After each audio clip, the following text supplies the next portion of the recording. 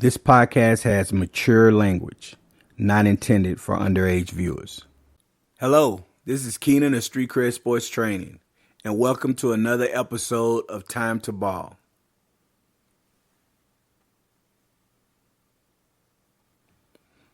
Well, today is episode 5. Let me give you some things that's on my mind. First, let me mention how proud I am of an accomplishment I made over the weekend. I fixed my water heater, my tankless water heater. Man, that damn thing had been dripping for like the past month and a half, and I was taking buckets outside of water, and I was like, yo, I need to fix this damn thing. And we were going to call, and have somebody come over, but I just kept looking at it like, man, I think I can fix it. So I had to open it up and look inside of it and see what part it was that was leaking. Then I had to take a picture of it and see if I could matched it online, figured out what part it needed to be replaced, had them replaced it, had them send it to me. I get the part, and then I was like, okay, well, with these if you don't have a tankless water heater, they operate differently than a regular water heater. Apparently, I think with the regular water heaters, the water stays hot all the time.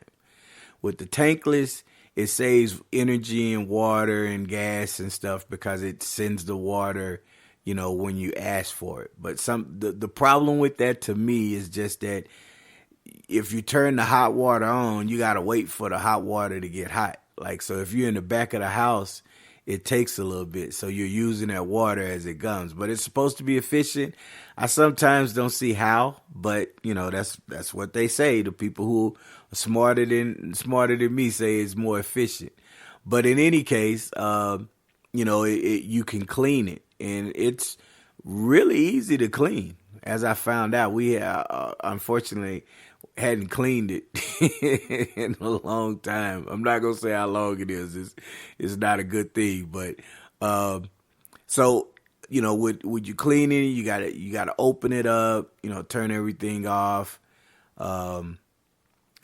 take certain filters out, clean them, check them, and put them back in. And then you gotta connect a certain hose to what they call I think it's a release or safety valve. And then you use vinegar and use a water pump, which I have because our house was on the side of the house. They didn't level it out, so when it rains really bad, we get a puddle of water. Looks like a lake on the side of the house. So we bought a pump to pump it out, and it works great. So I already had a pump. I didn't have to go buy one. And put it in there, ran it, cycled it the way it had said for like 45 minutes. Boy, I was real happy after I finished it. It was like I had won some money or something. I don't know why I was so happy, but I think it's because there's certain things, I don't want to call myself a handyman. Most people like to fix stuff just because they like to. I found out that I'm pretty good with fixing things. There's certain things I don't like to fix. Like my father, he didn't like to fuck with cars, right? So if the car was tire messed up or battery bad or something, he's like, nah, I just pay somebody to do it. I ain't dealing with it. Me, I try to learn things because I figure in life sometimes you're going to end up having to deal with something like that. And it's better to know how to fix it or to at least diagnose it so you know what's wrong. So throughout life, I've tried to learn things. So this was something that for some reason it just intrigued me and I wanted to do it.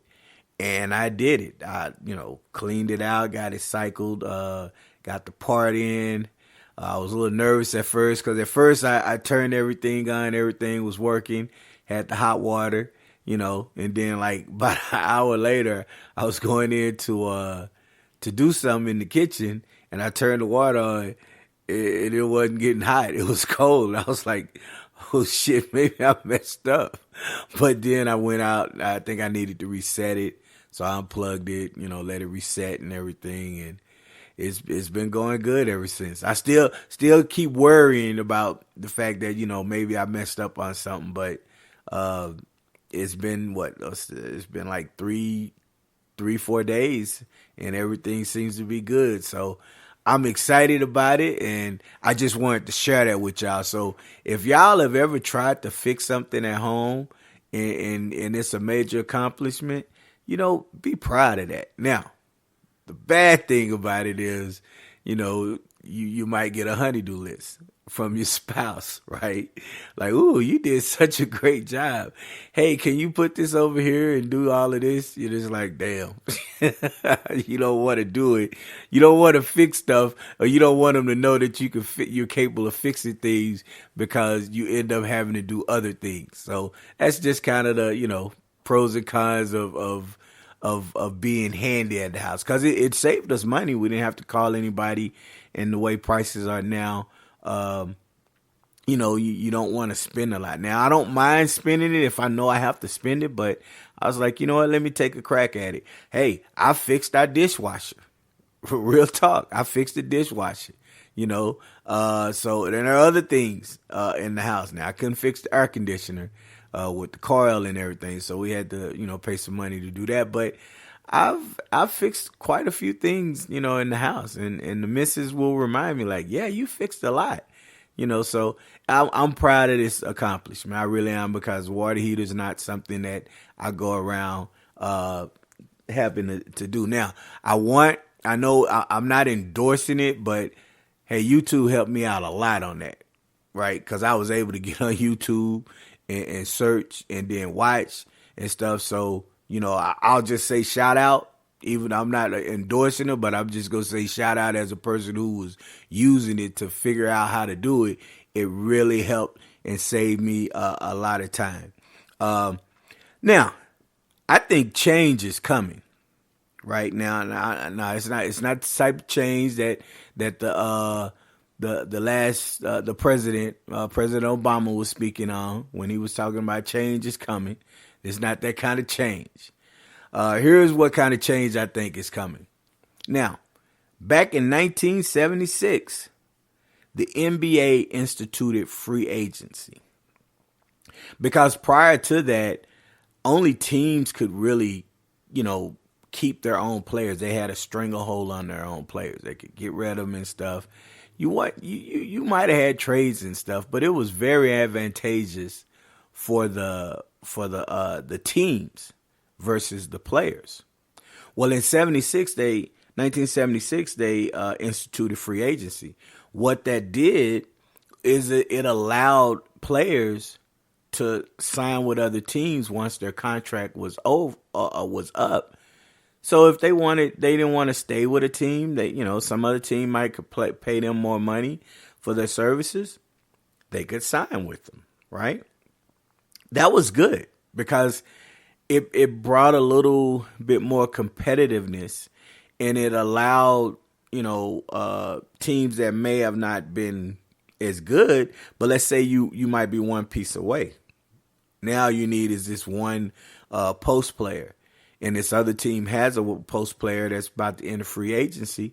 If you have the money to sign that person, you can sign them. Now, without getting too far into it, there are two types of free agents in the NBA. There's restricted and unrestricted. Now, restricted just simply means if the team has you, you can go out to look in the free agency, and if another team offers you, a contract, the team that has you can just match it, right? So if they match it, then they keep you. If they don't match it, then the other team you can sign with that other team. Unrestricted means you can sign with anybody for whatever, right? So it doesn't matter what that team has with you. You've already finished your contract, and now you're free. You're actually free to sign with any other team. Okay, now, what does all of this mean? Well, I'm going somewhere with it. So that was in 1976. Now, in college sports, you used to be able to transfer.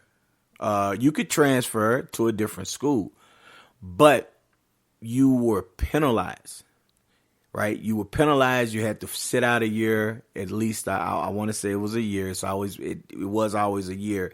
Then you could go in front of the committee with the grievance or with the, filing I don't want to say a complaint, but you file paperwork to try to allow you the ability to play and not have to sit for a whole year.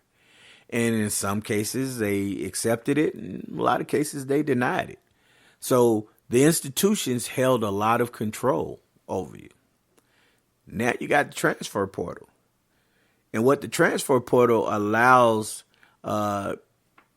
kids to do in college sports is if you go to an institution and that's not a good fit, after that year, you can enter the transfer portal and go, sign with another team via free agency, right? Now, I'm of the mindset that this system needs to be tweaked. The reason why is I don't think you should be jumping from school to school every year, right? Every year you go to this school, hey, you're not getting as many minutes as you thought you were, so you're going to go to another school. That's kind of a, not wanting to compete. What I'm specifically referring to in agreement with the transfer portal is if you go to a school, and I'm not going to use the term lied to, I'm going to use the term kind of misled with how your role is going to be with that team, and you get there and it's completely different. You come in and you find out, well, they weren't really honest with certain things. They omitted certain things out. Now you get there and you realize, okay, yeah, you're going to have to sit for 2 years, or you're going to be paid sparingly, or you're not going to get to play the position that you kind of thought you were going to play. Now, to some people, sounds like, oh, well, that's just whining and complaining. No. Let me put it into work terms. You get hired for a job. Let's say you get hired to be an IT person, right? Go in, interview, talk to them and everything. They discuss everything. Okay, well, you're going to hire. You show up. Now, they're not just having you to do IT.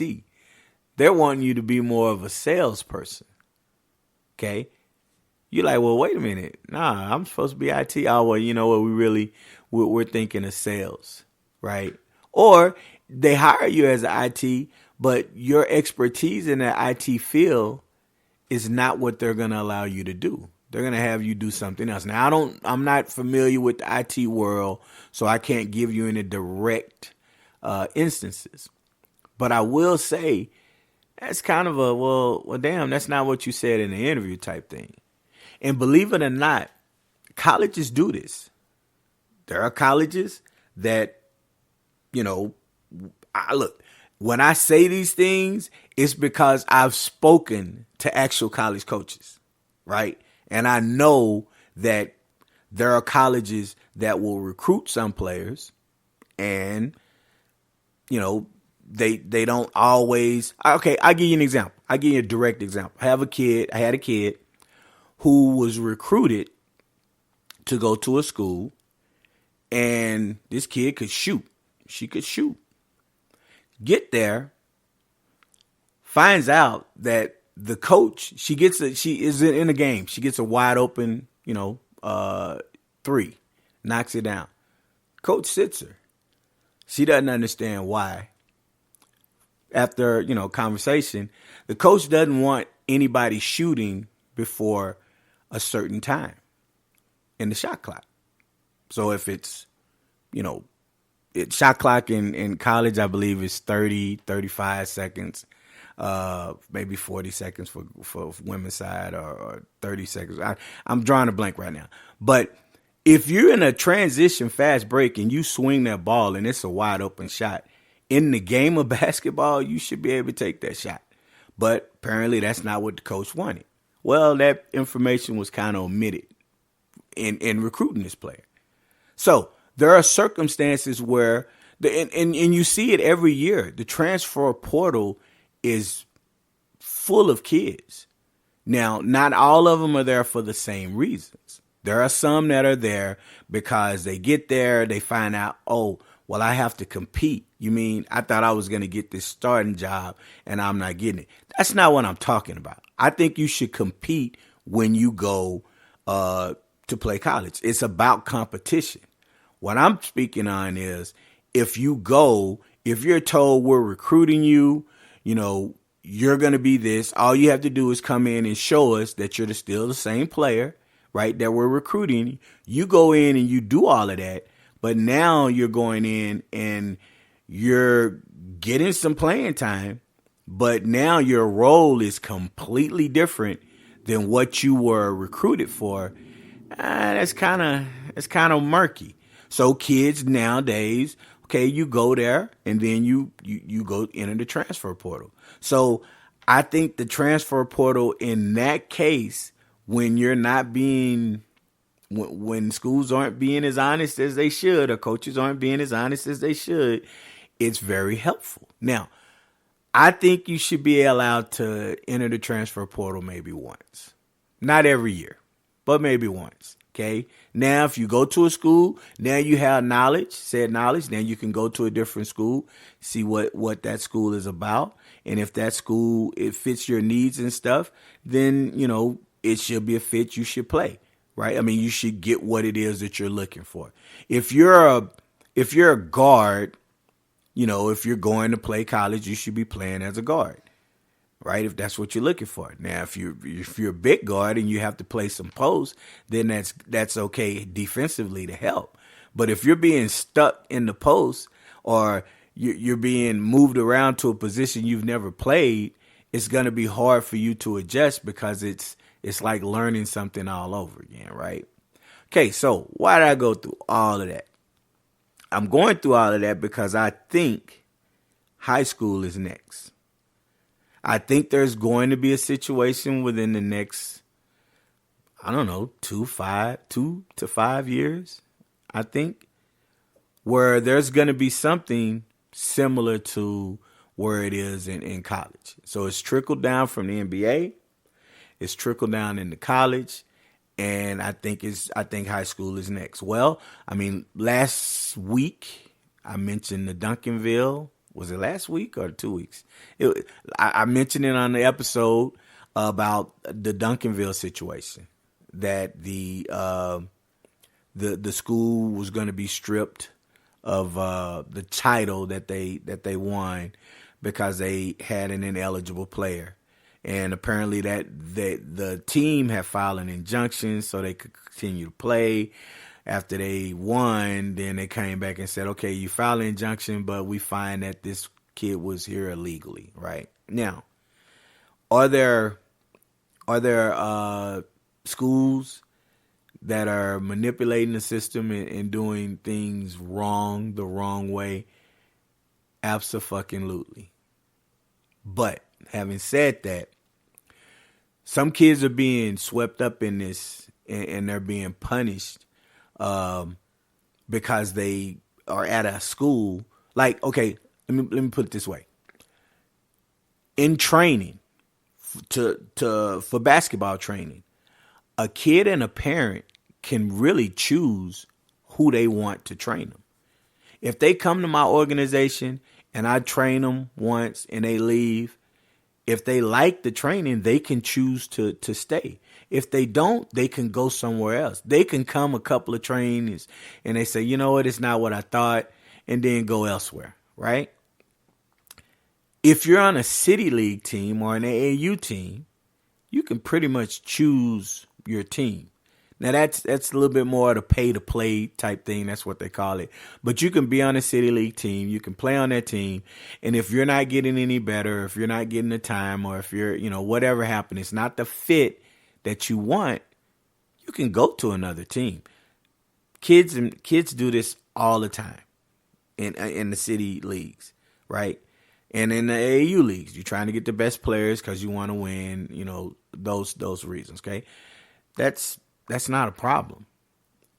In high school, however, it's gotten better, but traditionally in high school, you're basically going to the high school that you live close to. Now, some districts now are instituting, I think it's open enrollment. So if you live in that district, you can go to any said school, right? I'm almost 100% sure with that statement because that's the conversations that I've had with coaches and parents and stuff. But let's say you go to a school and, you find out that you don't fit that coach's system. You could be a good player, but you don't fit that coach's system. So now you're wanting to transfer to another school. And that coach turns around and says, well, you leaving my program, I'm a 365 your ass. Right? And there are not ways to there are kind of ways per se to get around it, but you can be 365. Not because of anything you did. You weren't a bad kid. It's just a situation. Well, this is getting out of hand. It's getting out of hand. I was speaking to somebody, and there are going to be times where I'll say something directly, whether I'll say this person's name or that institution's name, when I have firsthand knowledge, like I witnessed it, I was there. And if I know that those people are comfortable or okay with me mentioning it, I'm not making shit up just to make shit up. Like if I tell you something, it's because that's information that I was told, right? Now, if that person who told me the information was untruthful and made it up, okay, I guess maybe I'm spreading misinformation and stuff, but I'm only saying what I was told or what I witnessed and stuff like this. I was told recently that a kid was in a school and was going to leave that school, and another school was under the assumption that kid was going to transfer to their school. Well, this kid transferred to a different school because they lived, close to that school. This other school that thought they were going to transfer wasn't as close, right? Well, apparently that school, when they found out they weren't coming, they tried 365. Now, there's so many things wrong with it if A, that kid never enrolled in that school, and B, if that kid, I think in order to be 365, I believe the way it works is you have to be, if you play varsity, you can't go to another school and immediately play varsity. You might have to sit for 10 days or you might have to be 365, depending on the situation. If I'm wrong, somebody's going to tell me, and then I'll make sure I get it right next time I'm on here. Okay? But that's not the case. You have to actually be at that school. And according to this person that is, when I say close to the situation, I'm sounding like a reporter. I hate to say it, but they're really, they know all the details that that kid was not at that school. So I'm trying to figure out how the hell can you 365 a kid that's not even at your school?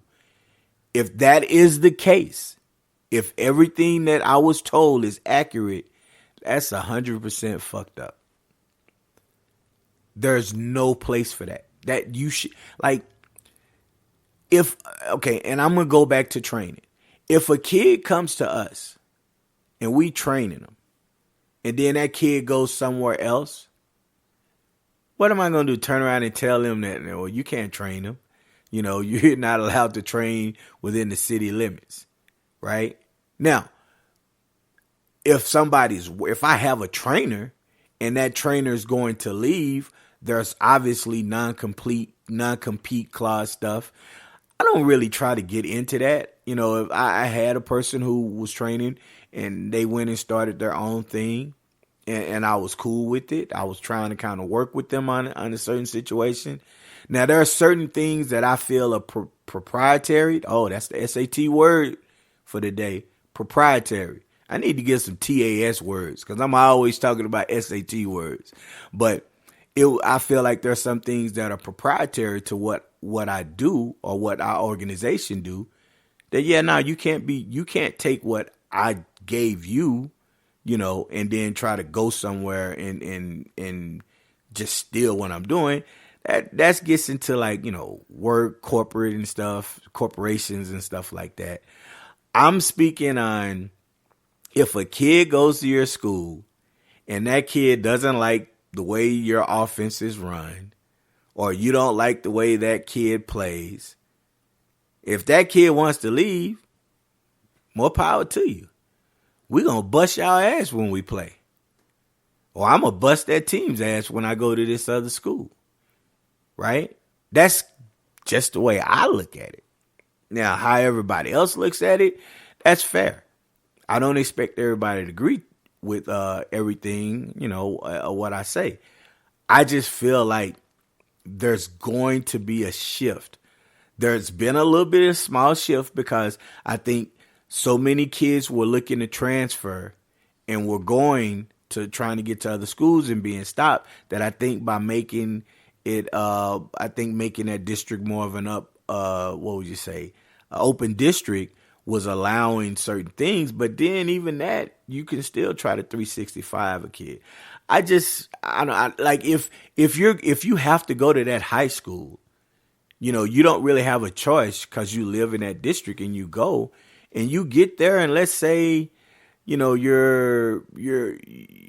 play a certain style and that high school coach is an old school mentality, and they let their feelings get involved, and it's like, well, I don't like the way you dribble the ball or you take quick shots.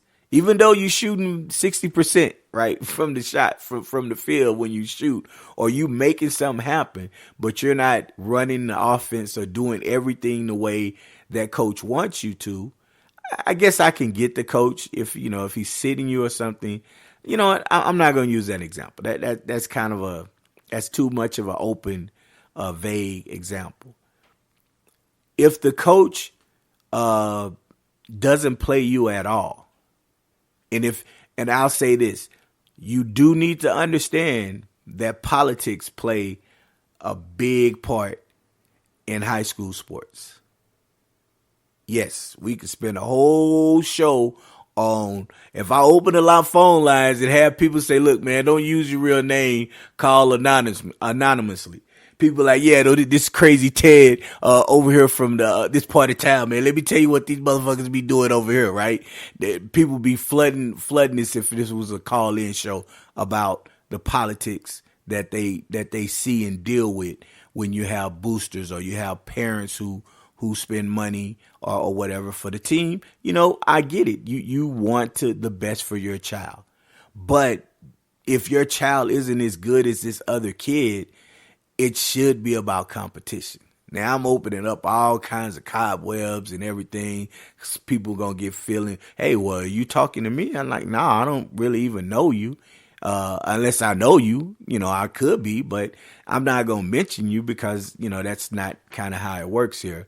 I've already explained that. But the point is, there are so many different ways to just allow the kids to play. If the kids are good, it'll show.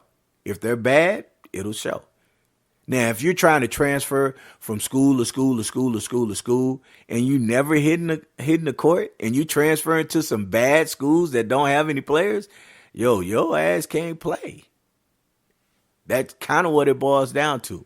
But I think the athletic, landscape is going to have to take a hard look at this 365 rule, and it needs to be presented in a manner to where you're not just allowing schools to do it because of feelings. Look, as human beings, we're flawed. We let our emotions get the best of us, right? Somebody pull in front of you in traffic, and you screaming all kinds of obscenities, and you're mad because they pulled in front of you. Now, was it correct that way they did it? Maybe not. But that's a flaw because we let our emotions get involved. That kind of stuff happens when it comes to this. You get mad at a player because that player doesn't want to play there and they want to move to a different team because maybe they feel they're going to get, be highlighted better. Their talent's going to be shown a little bit better. If you're an up and down type style player and you're playing for a coach that likes to four corner all game and run this motion offense, nothing wrong with running it. Okay. I don't want anybody who runs motion offense saying, well, what's wrong with motion offense? I'm just saying if your style of play isn't conducive to what that school is doing, you might want to change. Now, you can have the best of both worlds, but let's say you get a rebound and you can push the ball up the court and get an easy basket. But that coach really prefers you to pull it out and yells at you every time you make something happen in transition. That's not a good fit for you. Or on the flip side, you like to slow the ball down, run a tight pick and roll, get an easy shot, get for everybody else. But your coach wants you to get up and down the court. If it's not matching, let's just say it's not a good fit, move on. But for some reason, our emotions get in the way and we don't make sound judgments. Hey, I've done it before. I learn from it and I try my damnedest not to. You know how many times I see shit on Facebook where I'm like, yo, man, what the fuck is this? Oh, hell no, I'm going to respond to that. And I get my message ready and I'm ready to send. And then I said, wait a minute, hold on. Let me look at it first to see if I got any typos. Because if I press in and I got one typo, the grammar police, are gonna kill me. Hell, one of my elementary teachers is a friend of mine on Facebook. I'll get an instant message from her. Hey, I know I taught you right. What the hell are you typing? Right? And then within those few seconds of reading what I read, my emotions are like, man, why am I doing this? I don't need to send this. Do I need to? Now, there are some things where it's like, nah, I'm just going to send this shit. To hell with everybody. But 99% of the time, I do not press send. I keep it and I just, delete it and go on. But like we're all creatures of emotion. So we're flawed in that aspect that we allow our emotions to get the best of us. So I'm saying all that to say that I really think some changes are coming because there are some really bad situations going on in the high school systems that are very unfair for kids who are looking to try, to just play. Yo, I like to give a shout out to my sponsors, Next Style Designs. Next Style Designs makes quality shirts or custom apparel for all occasions. Next Style Designs. Mind Inc. Mind Inc. offers a wide array of digital media.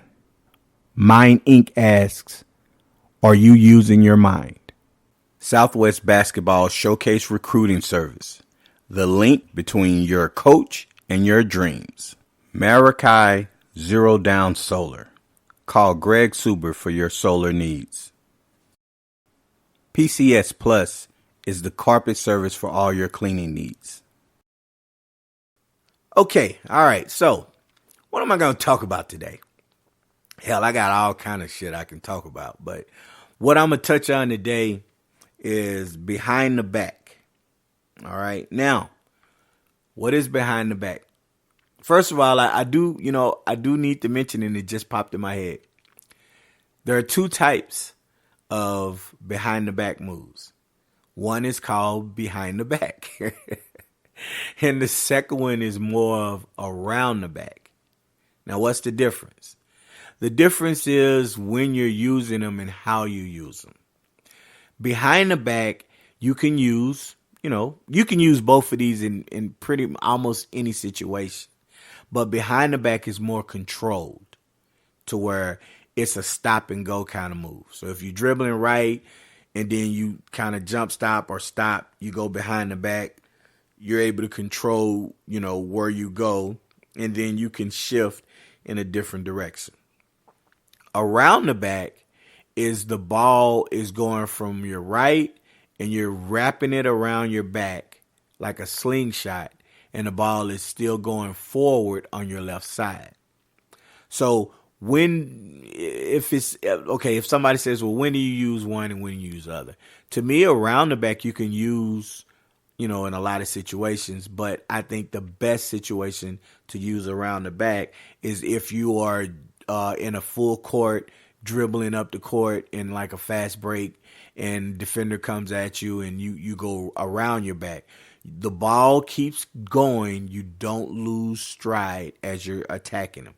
With behind the back, you're going to almost stop and then change directions. Okay. Now, if it's a lot of things going on, sometimes behind the back works better in a stop and go manner in which you're using the move. So that's kind of the way I see it, the difference between the two.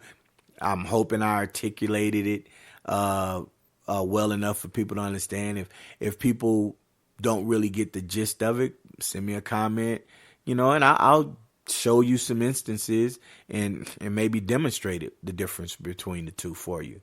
But as far as behind the back, the thing that I've noticed when I'm introducing it with my beginners and even intermediates and some advanced, they don't always know the difference between behind the back and around the back.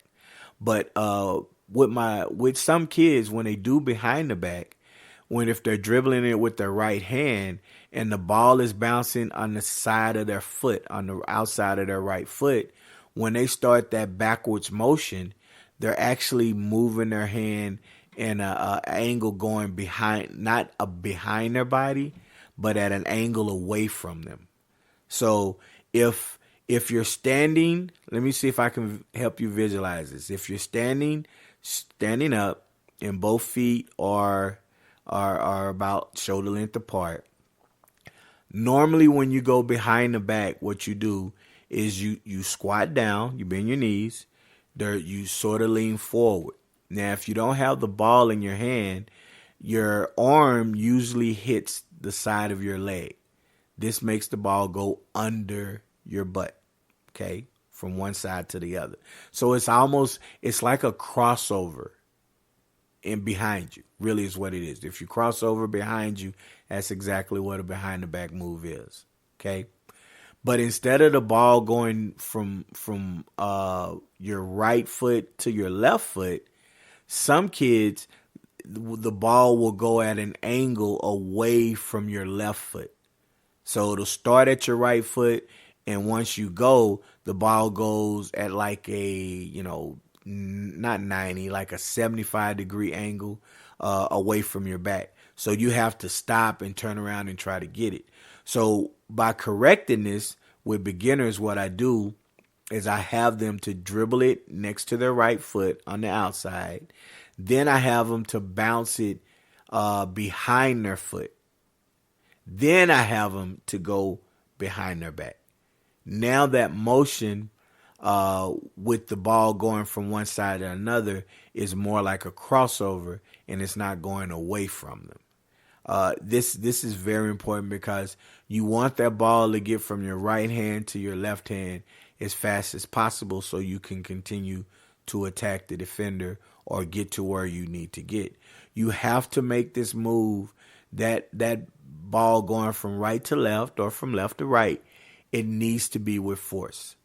And it needs to be in a fast, downward motion with the ball strong, boom, hits the ground, comes straight up.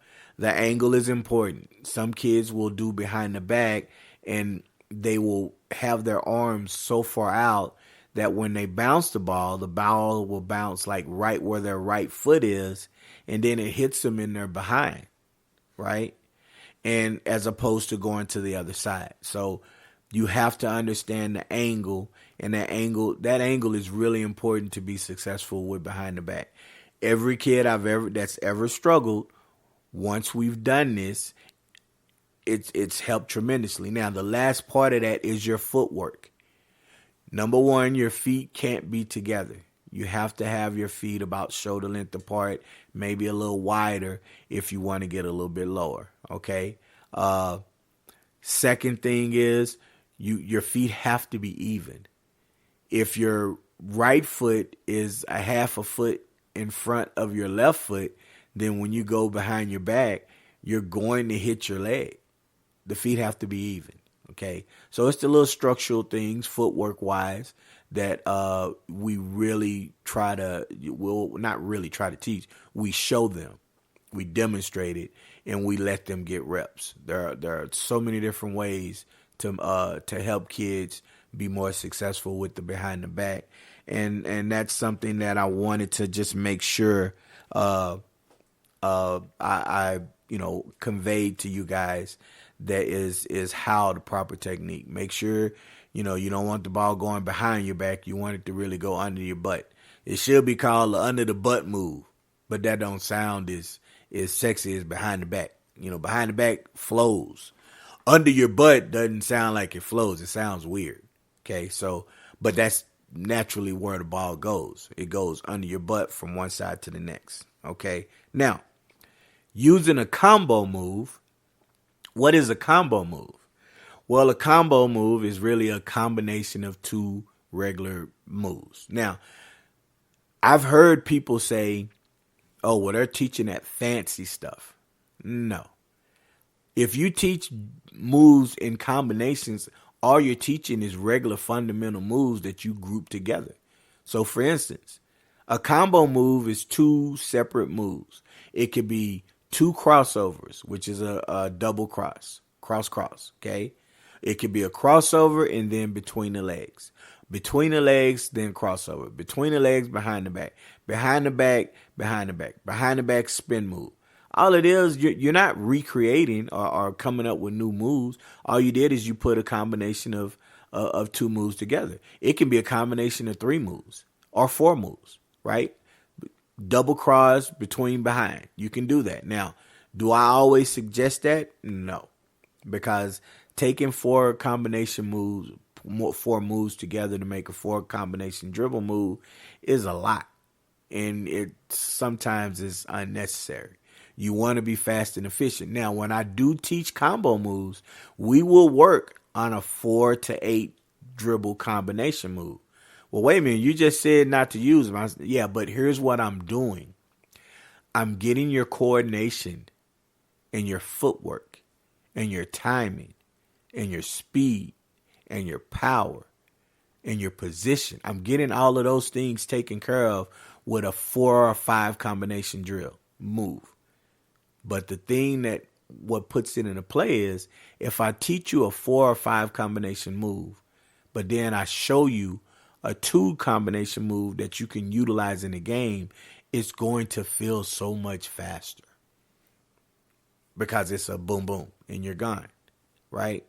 So combination moves are very necessary. Why? Give you an example. Well, back in my day, back when I used to play, I would hear people say, watch his crossover. Watch his crossover. He has, really nice crossover. Watch the crossover. And I would hear people saying this in my head. I'm like, damn, like you really like over there coaching or you're coaching and stuff? Okay, all right. So then what I started to notice was people were playing my crossover. So instinctively one time, I hit the guy with a crossover. He went to reach and moved over. I was going right to left. He went to move to intercept the ball. For some reason, I just came right back. So it was a double crossover. It was cross really quick. And he stumbled. I went right by him. Didn't even tell myself to do it. It just naturally happened, right? And it's like, okay, that was cool. That's why combination moves are good. If you're thinking about making a move one way and you've done this move, or this defender that knows you, or if he's a really good defender, he's going to take that away. You have to have a counter move. combination moves and counter moves, they can be the same. We can spend time on that at another day if somebody needs to. But a combination move is usually just you put two moves together. Between, behind, between, cross, between, between, cross, so on and so forth. So that's kind of what I mean when I say combo moves. And I think it's important for you to focus on those. Because if you're a beginner going into intermediate, or if you're intermediate going into advanced, you need to be able to have these moves. Because that basic Betty dribbling will not work against elite defenders these days. So that's what I feel about combo moves. Okay. Now, I've been asked in the past, so I'm going to address it here. Do I know who will be good and who won't? And this is referring to when I receive a kid, when I'm training them. Well, how do you know if that kid's going to be good? You can't tell if that kid's going to be good. Look, I gave up on trying to figure that out a long time ago. What I will tell you is the ones that work on what we teach them, they get the results they're wanting. The ones that don't, they don't. How do I know that? It's because every time a kid comes back from training, we ask them, hey, what did you work on? What did you apply? And the kids will tell us, hey, I worked on this move. Hey, I had a girl other day. We worked on a jab crossover. She's more advanced. We worked on a jab crossover. It was a pump fake, step through cross. And she did it. She said she did it. And the girl didn't know, the defender didn't know how to defend it. She got the shot she wanted, right? Now, I've had kids that say, I tried this, but it didn't work. And then we go through it and say, well, what happened? Where were you? And sometimes it's because it was applied in the wrong circumstance, right? They didn't see why they were applying it. They just tried to apply that. And then we say, hey, this would have been a better move. So that's the teaching part of it, okay? Because you're going to make mistakes. Now, I'm not going to ever teach a kid anything that I haven't used back when I was playing or something I haven't seen be successful. That's the basis of teaching those things. But I do know that if you apply it wrong, you're not going to get the result you wanted. Now, it's one of those things to where sometimes I'm going to go back. I've always wanted, the reason why I'm really big on holding kids accountable and saying, look, you have to follow our 4 steps. So if I've never said the 4 steps, here are the 4 steps to training. Whenever somebody comes to our organization, I assess them the first workout. At the end of that workout, I talk to them and say, look, these are our 4 steps. Step 1 is what we do in here, showing you the move, demonstrating it, showing you how to do it, working with you, letting you get reps, whatever that move is. Step 2 is what you do at home by yourself, not with anybody else. You work on it until you can do it in your sleep. Step 3, now you're going to apply it and try it against somebody. It's like your laboratory. You're a chemist and you're mixing it and you're trying to see how it works. Sometimes it's going to work perfectly. Sometimes it won't. If it doesn't work, you have to figure it out and understand why it's not working. Maybe it was the way you did it, right? Maybe you need to work on this or that, the speed. Okay, you do it until you get it right. Once you get it right, now we move to step 4. Step 4 is the finished product. That's what you do in games, okay? You have complete confidence. You don't worry about mistakes. You're going to lose the ball. You're going to miss the shot. Something bad can happen, but you know you can do it, so you're good. Step 1 and 4 take care of themselves. It's 2 and 3 that you have to work on. Now, I say that because I don't believe and I don't let my other trainers waste parents' time and money. It's precious to me as it is to them. So if you come in next week, we're going to ask you what you worked on. And if you didn't practice at least 4 to 6 of those days that you weren't here, you're not going to get any better. That's just a fact. You have to practice it. And kids come in and they haven't practiced and it shows, right? I had a kid, okay, so the reason why I go through all of that is we have a reputation to protect. We don't want kids to be coming to us for 3, 4, 5 months, and they haven't been working, and they're playing, and they just look really bad, and like, oh man, what is your deal? Oh, well, they go to Street Cred Sports Training. Those parents are gonna be like, oh, well, I know where I'm not taking my kids. We had a kid a long time ago. Kid was very hard worker. Basketball wasn't his sport, but he did it to keep active. But he didn't work on the things when he wasn't with us. And we kind of knew it because he played a different sport, and we understood why he was coming and he was using it to get. Well, when the kid would play, people would say, well, what is he doing and why is he doing that? And they would say, oh, well, he goes Street Cred Sports. Well, he wasn't doing very well while he was trying to do this stuff, but it wasn't because of us. It was because he wasn't working when he wasn't with us. And he told us, like, oh, well, I don't work. I said, yeah, but you got to work on it. You just can't think that you're just going to get in the game and just try it, right? So then another kid who happened to play on that team started coming, but then they started coming by themselves. And that kid got really good. And then when people ask, what are you doing? Oh, I'm going over Street Cred Sports. Now there's confusion. Well, wait a minute, hold on. This kid's going there, and this kid looks bad, but you're going there, and you look really good. So then that question is posed to me, and the answer is, it's because it's not us. It's the work that kid puts in. If that kid is putting in the time when they're not with us, they're going to get better. That's just how it is, right? Anything in life you do, you keep working on it, you're going to get better.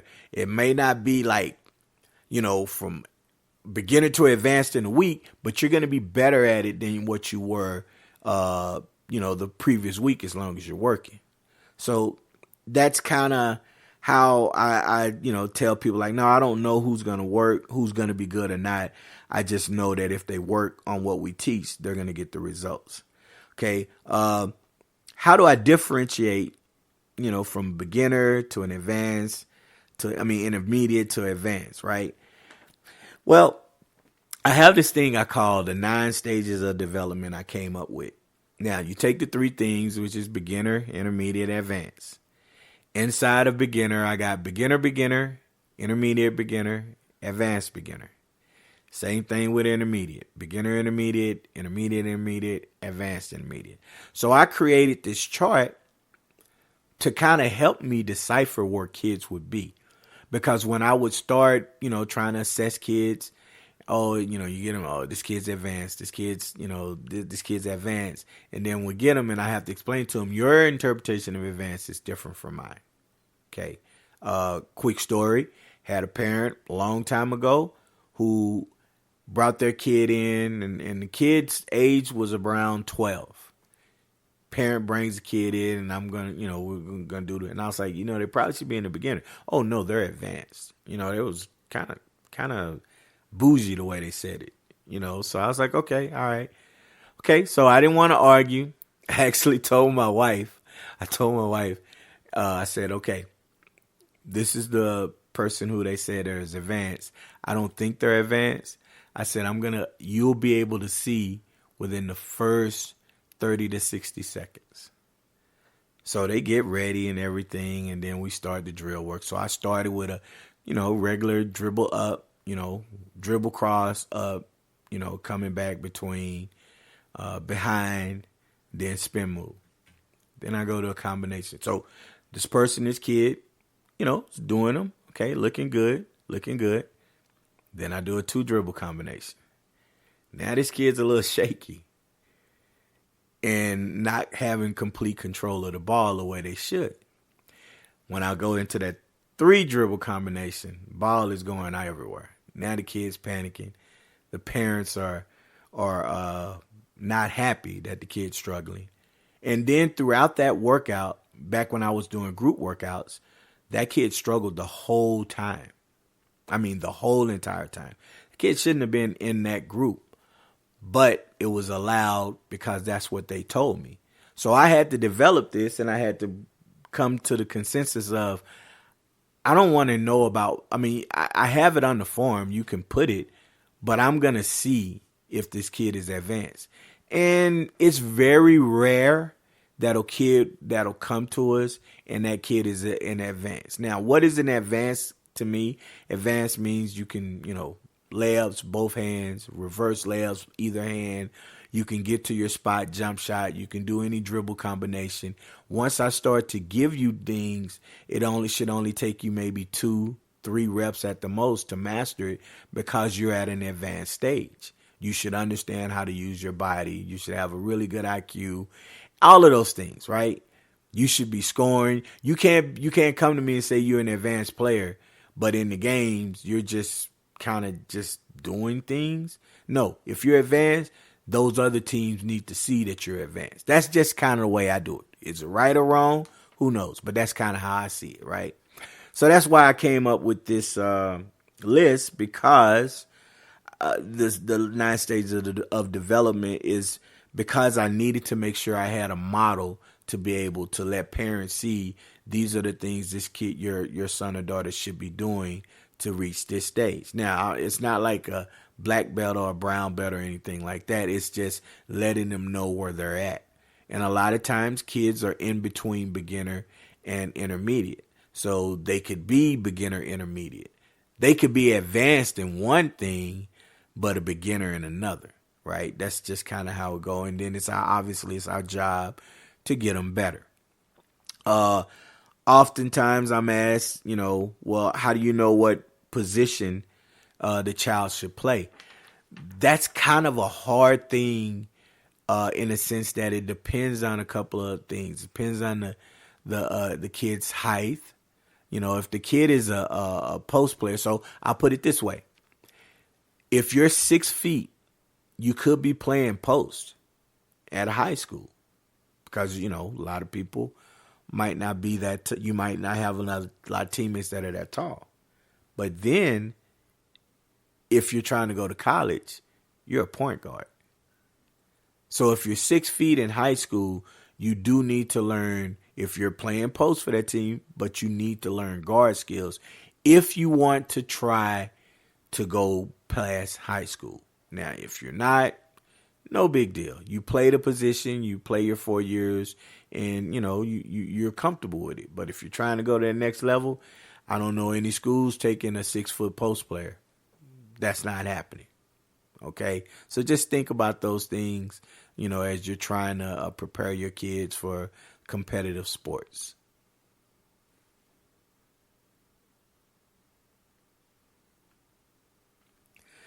All right.